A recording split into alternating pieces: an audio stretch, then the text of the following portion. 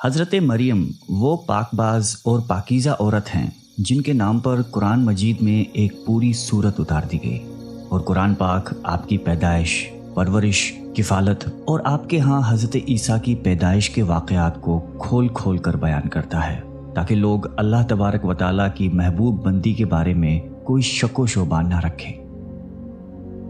حضرت مریم علیہ السلام حضرت داؤد علیہ السلام کی نسل سے تعلق رکھتی ہیں۔ آپ کے والد محترم اس دور میں بنی اسرائیل کے امام نماز تھے، اور آپ کی والدہ محترمہ بھی عابدہ اور زاہدہ خاتون تھیں۔ اس دور میں اللہ تعالیٰ نے بنی اسرائیل پر حضرت زکریا علیہ السلام کو مبعوث فرمایا تھا۔ جب حضرت مریم علیہ السلام کے والدہ کے ہاں اولاد نہیں تھی تو انہوں نے اللہ کے نام پر یہ نظر مانی کہ اگر ان کے ہاں اولاد ہوئی تو وہ اسے بیت المقدس کی خدمت کے لیے وقف کر دیں گی۔ اس وقت کے رواج کے مطابق جو لڑکا اللہ تعالیٰ کے نظر کر دیا جاتا وہ نہ تو شادی کرتا تھا اور نہ ہی دنیاوی مشاغل میں دلچسپی لیتا تھا، صرف عبادت گاہ کی خدمت کرتا اور خود عبادت میں مشغول رہتا تھا۔ حضرت بی بی مریم کی والدہ نے بھی بیٹے کے عطا کرنے کی دعا اس لیے کی تھی کہ رواج کے مطابق عبادت گاہ کی خدمت کے لیے تو صرف لڑکوں کو قبول کیا جاتا تھا، لڑکیوں کے لیے یہ اجازت نہیں تھی۔ چنانچہ بیٹے کی جگہ جب بیٹی پیدا ہوئی تو ماں کو یہ فکر ہو گئی کہ اس کی نظر قبول نہیں ہوگی، کیونکہ دستور کے مطابق لڑکی نظر کرنے کی ممانعت تھی۔ اسی کشمکش میں اللہ تعالیٰ سے یہ دعا کی کہ اے رب، میں نے تو لڑکے کی درخواست کی تھی، لیکن جو اللہ تعالیٰ کی ذات بابرکت کا علم ہے وہاں تک انسانی سوچ کیسے پہنچ سکتی ہے؟ اللہ تعالیٰ نے جس لڑکی کو پیدا فرمایا تھا اس سے دراصل مقدس ماں بنانا مقصود تھا، جس میں سے ایک عظیم الشان مبارک و مسعود بیٹے نے پیدا ہونا تھا جو پیدائشی نبی تھا۔ بہرحال حضرت مریم کی پیدائش ہو جاتی ہے اور مدت رضاعت ختم ہوتی ہے تو آپ علیہ السلام کی والدہ محترمہ آپ کو بیت المقدس لے جاتی ہیں تاکہ مجاوروں کے سپرد کر کے اپنی منت پوری کریں۔ وہاں مجاور جھگڑنے لگتے ہیں، ہر کوئی یہ چاہ رکھتا ہے کہ حضرت مریم کی کفالت اس کے سپرد کی جائے۔ پھر یہ فیصلہ ہوا کہ مجاورین وہ قلم جس سے وہ توریت لکھتے تھے پانی میں چھوڑ دیں، جس کا قلم پانی کے بہاؤ میں بہنے کی بجائے الٹا بہے وہی حضرت مریم کی کفالت کا حقدار ہوگا۔ اس مقابلے میں حضرت زکریا بھی شامل تھے۔ ان کے قلم کو اللہ تعالیٰ نے پانی میں بہاؤ کے الٹے طرف بہایا اور ان کی پرورش کے حقدار ہو گئے، اور بی بی مریم کو اللہ کی منشا کے مطابق حضرت زکریا کی کفالت میں دے دیا گیا۔ حضرت زکریا کی بیوی حضرت مریم کی خالہ لگتی تھی، اس لیے ان سے بڑھ کر ان کی پرورش اور کون کر سکتا تھا۔ اسی طرح حضرت مریم بیت المقدس میں رہائش پذیر ہو گئی۔ آپ کے لیے ایک کمرہ مخصوص کر دیا گیا جہاں حضرت زکریا کے علاوہ اور کوئی نہیں جا سکتا تھا۔ آپ دن رات اللہ تعالیٰ کی عبادت میں مشغول رہتی تھیں۔ جب بھی حضرت زکریا آپ کے پاس آتے تو وہ حیران ہوتے، کیونکہ آپ کے پاس بے موسم پھل موجود ہوتے تھے۔ گرمیوں کے پھل سردیوں کے موسم میں اور سردیوں کے پھل گرمیوں کے موسم میں آپ کے حجرے میں موجود ہوتے تھے۔ حضرت زکریا کی حیرت بجا تھی، تبھی حضرت مریم سے پوچھا کہ یہ پھل کہاں سے آتے ہیں، کون دے کر جاتا ہے آپ کو؟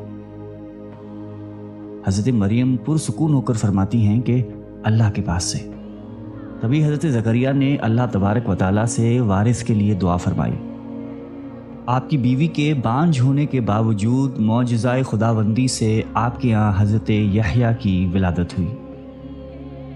حضرت مریم کی عظمت اور فضیلت کو رب کریم نے بار بار قرآن مجید میں فرمایا ہے اور اپنی مومنہ بندی کی پاکیزگی اور پاک دامنی کا اعلان کیا ہے۔ حضرت بی بی مریم کی عمر جب تقریباً 15 سال ہوئی تو ایک فرشتہ خوبصورت نوجوان مرد کی شکل میں نمودار ہوا، جسے علیحدگی میں دیکھ کر حضرت مریم خوفزدہ ہوئیں اور وہ اپنی عصمت کی حفاظت کے لیے فکر مند ہو گئیں۔ گو کہ فرشتے کے چہرے پر تقویٰ کے آثار نمایاں تھے، تاہم بی بی نے اپنی عصمت کی حفاظت کے لیے خود کو اللہ کی پناہ میں دے دیا۔ یہ ایک عفت اور پاک بازی کا ایک طرح کا امتحان تھا جو اللہ کے خاص بندوں پر اکثر ہوتا ہے۔ آپ نے اس شخص سے کہا کہ وہ وہاں سے چلا جائے۔ ان کی پریشانی دیکھ کر نوجوان نے کہا کہ گھبرانے کی ضرورت نہیں، میں انسان نہیں ہوں، اللہ تعالیٰ کی طرف سے بھیجا ہوا ایک فرشتہ ہوں۔ آنے کی وجہ بتاتے ہوئے فرشتے نے کہا کہ آپ کو ایک پاکیزہ اور مبارک و مسعود بچے کی ولادت کی خوشخبری دینے آیا ہوں۔ حضرت مریم کو انتہائی تعجب ہوا۔ وہ بولی کہ یہ کیسے ممکن ہے، کیونکہ وہ شادی شدہ نہیں تھی۔ فرشتے نے کہا کہ اس سے پہلے اللہ تعالیٰ حضرت آدم علیہ السلام کو ماں اور باپ دونوں کے بغیر پیدا فرما چکا ہے، اور حضرت حوا علیہ السلام کو صرف مرد کے وجود سے پیدا فرمایا گیا۔ حضرت مریم جب حاملہ ہوئیں تو ایک دور جگہ چلی گئیں۔ اس بارے میں ایک قصہ کئی بزرگوں نے ذکر کیا ہے کہ جب آپ کا حمل ظاہر ہوا تو سب سے پہلے بنی اسرائیل کے عابد اور زاہد شخص وہب بن منبع، جو آپ کے خالہ داد بھائی تھے، انتہائی تعجب میں پوچھا کہ اے مریم، کیا بیج کے بغیر کھیتی اگ سکتی ہے؟ فرمایا جی ہاں، بتاؤ کس نے پہلی مرتبہ کھیتی کو پیدا کیا؟ پھر پوچھا کہ کیا بغیر مرد کے اولاد ہو سکتی ہے؟ فرمایا کہ جی ہاں، اللہ تعالیٰ نے حضرت آدم کو بغیر ماں باپ کے پیدا فرمایا۔ پھر کہا کہ اچھا اپنی خبر دو۔ حضرت مریم نے فرمایا کہ اللہ تعالیٰ نے مجھے خوشخبری دی ہے اپنی طرف سے ایک نشانی، جس کا نام مسیح عیسیٰ بن مریم ہوگا، دنیا اور آخرت میں صاحب مرتبہ ہوگا اور لوگوں سے بچپن اور بڑھاپے میں کلام کرے گا۔ محمد بن اسحاق فرماتے ہیں کہ جب حضرت مریم کے حاملہ ہونے کی خبر بنی اسرائیل میں عام ہو گئی تو بہت سے افراد نے حضرت زکریا کے گھر آنا جانا بند کر دیا اور آپ پر الزامات اور بہتان لگانے لگے۔ حضرت مریم نے لوگوں سے علیحدگی اختیار کر لی اور دور تنہائی میں چلی گئی۔ جب حمل کا درد شروع ہوا تو آپ نے ایک درخت کا سہارا لیا اور ان کے نیچے بیٹھ گئی۔ درد سے بے چین اور بدنامی کا خیال، آخر گھبرا کر کہنے لگی کہ کاش میں پہلے ہی مر گئی ہوتی اور بھولی بسری ہو گئی ہوتی۔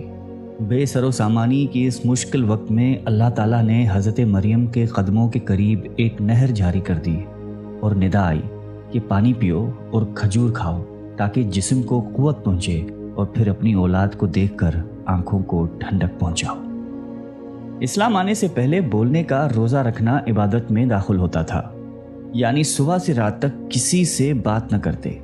بعد میں یہ حکم منسوخ ہو گیا، لہٰذا حضرت مریم کی پریشانی دور کرنے کے لیے کہا گیا تھا کہ تم سے کوئی شخص اس بچے کے بارے میں پوچھے تو اشارے سے کہہ دینا کہ میں نے چپ کا روزہ رکھا ہے۔ جب حضرت مریم کو کچھ تسلی ہوئی اور حضرت عیسیٰ علیہ السلام پیدا ہوئے، پھر آپ اپنے بیٹے کو قوم کے پاس لے آئیں۔ قوم کے لوگ آپ کے گود میں بچہ دیکھ کر غضبناک ہو گئے اور آپ کی عبادت گزار اور پاکیزہ خاندان کا حوالہ دیتے ہوئے آپ سے بدگمان ہوئے اور الزام لگانا شروع کر دیا۔ جب حالات بہت تنگ ہو گئے اور سوچ سمجھ کے دروازے بھی بند ہو گئے، صرف توکل کا مدار اللہ کی ذات ہی رہ گئی، تب حضرت مریم نے بچے کی طرف اشارہ کرتے ہوئے کہا کہ اس بچے سے بات کر لو، تمہارے سارے سوال کے جواب یہ بچہ دے گا۔ سرکش لوگوں نے کہا کہ بھلا یہ دودھ پیتا بچہ ہمارے سوالوں کے جواب کیسے دے گا؟ ہم کیوں کریں اس سے گفتگو؟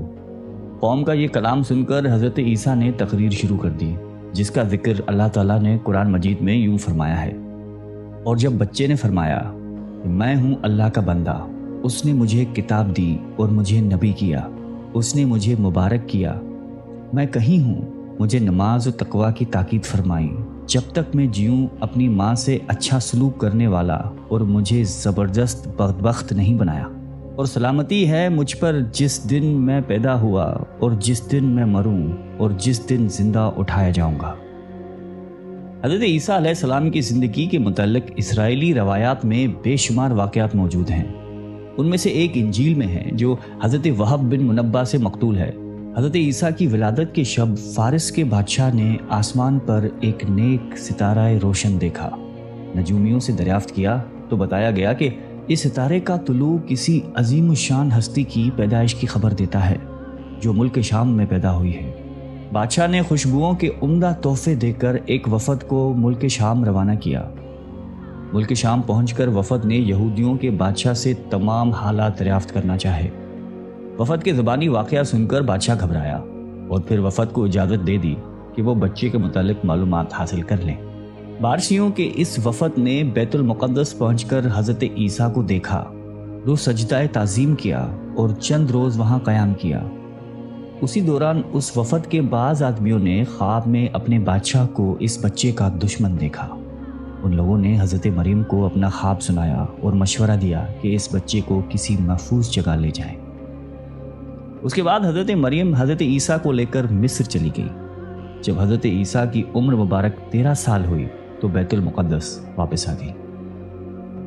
बुखारी शरीफ में हज़रत उबादा बिन सामत रज़ी अल्लाह ताला अन्हु से मरवी है कि रसूलुल्लाह सल्लल्लाहु अलैहि वसल्लम ने फरमाया कि जिसने गवाही दी कि अल्लाह के सिवा कोई माबूद नहीं, वो अकेला है, उसका कोई शरीक नहीं, और मोहम्मद सल्लल्लाहु अलैहि वसल्लम अल्लाह के बंदे और उसके रसूल हैं, और ईसा अल्लाह के बंदे और रसूल हैं जिनको अल्लाह ने मरियम की गोद में डाला और उसकी रूह हैं, और जन्नत हक और जहन्नुम हक है, तो अल्लाह ताला उसको जन्नत में ज़रूर दाखिल फरमाएंगे, चाहे वो जैसे भी अमल लेकर आए।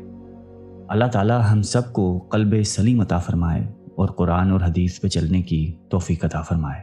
आमीन।